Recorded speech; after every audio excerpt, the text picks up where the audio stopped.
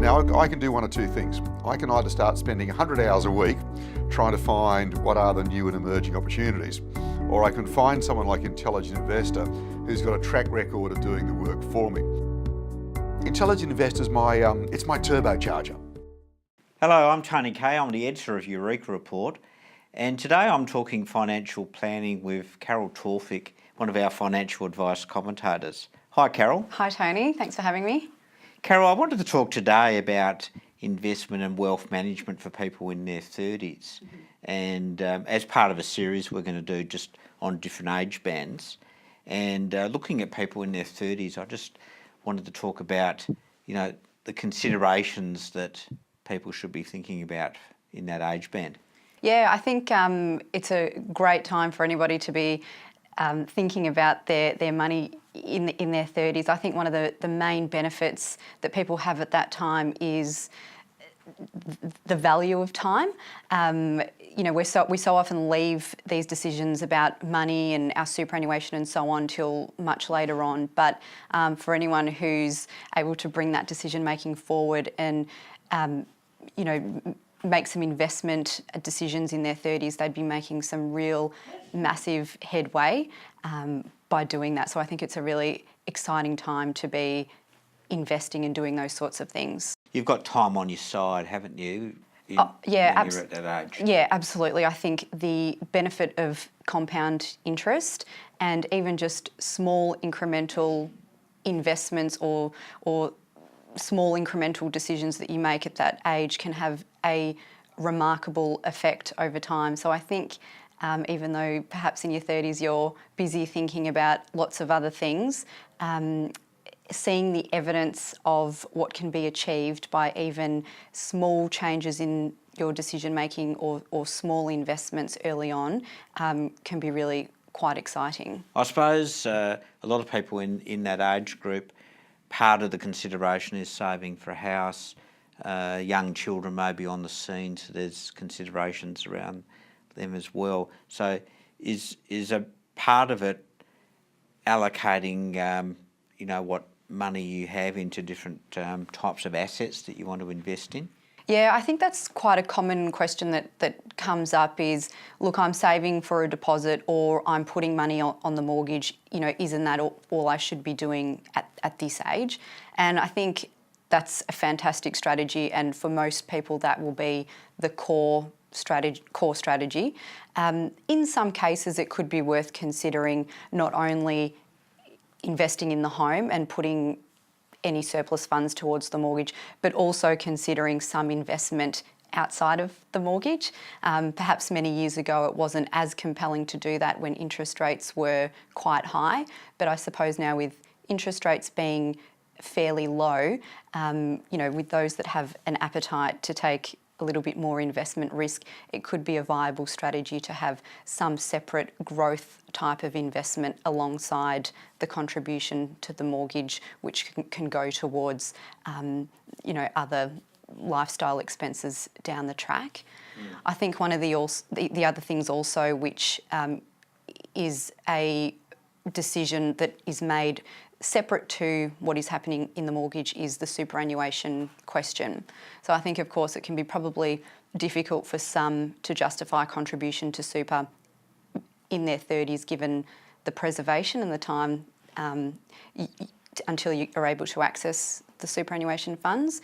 But even the decision around how your super is actually invested, thinking about that much earlier, perhaps in the 20s or the 30s, can have a real impact over time. So a separate decision to the mortgage, but the way that your superannuation is actually invested in terms of the asset mix inside, that decision in itself can have a sort of remarkable compounding effect over time. Yeah, absolutely. Would you say that someone in their 30s should be looking at a more growth-oriented investment strategy?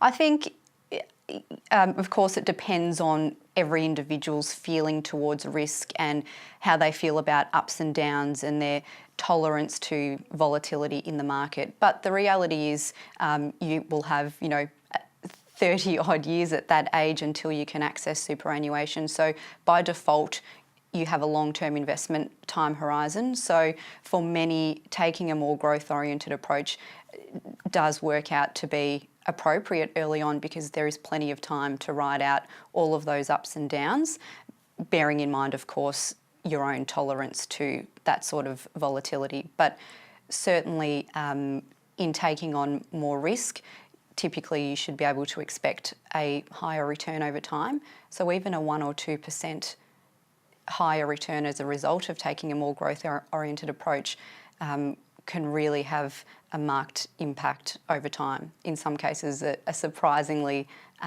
substantial impact over time. Yeah, because when you're compounding your returns, and particularly in the case of the Australian market, getting dividend returns that are tax effective, over time that can be quite compelling. Oh, it is, yeah, and there is some good online tools and things like that that can perhaps show you the impact over time. But yes, certainly the effect of compounding returns is really quite magic, actually, when you look at it and the effect that it has. Yeah, so there's some of the investment strategies that people can think about in their 30s. I also wanted to touch on estate planning strategies in terms of things like insurance, what people may want to consider. Yeah, sure. I think insurance as well, is certainly one of those things that when you're young, you're feeling fit and well, covering yourself, for illness or injuries, just not something that you think about, which I think is quite natural when you're that age.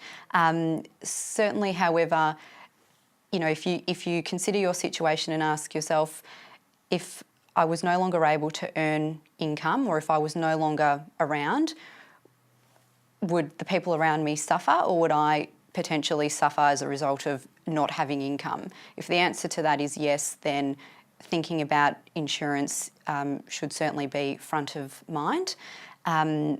Importantly, I think looking to establish insurances in your 30s is important and beneficial, because often it's well before, you might have had, back problems or things like that, which could impact your insurance cover if you apply when you're older.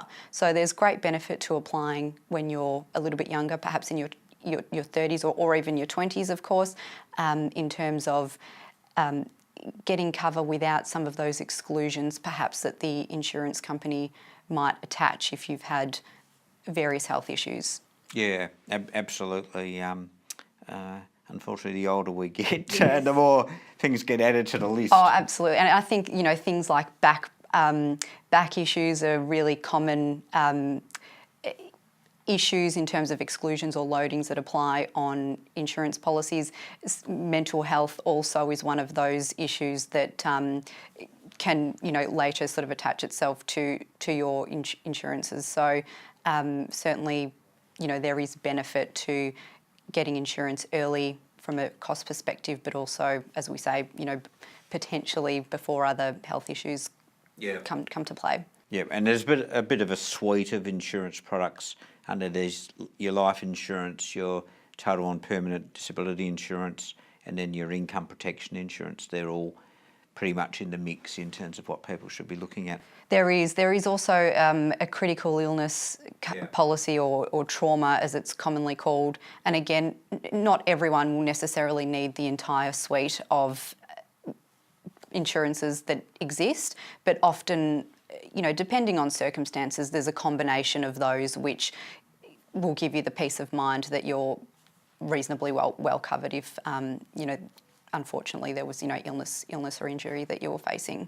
Oh, good, Carol. So we've talked about investment strategies, we've talked about estate planning, wealth protection, a lot of things for people to consider in their 30s, but there's plenty of scope there for people in terms of building their wealth, over time to reap the rewards in the future. Yeah, absolutely. Yeah. Well, thanks very much for coming in today. Pleasure. Thanks for having me.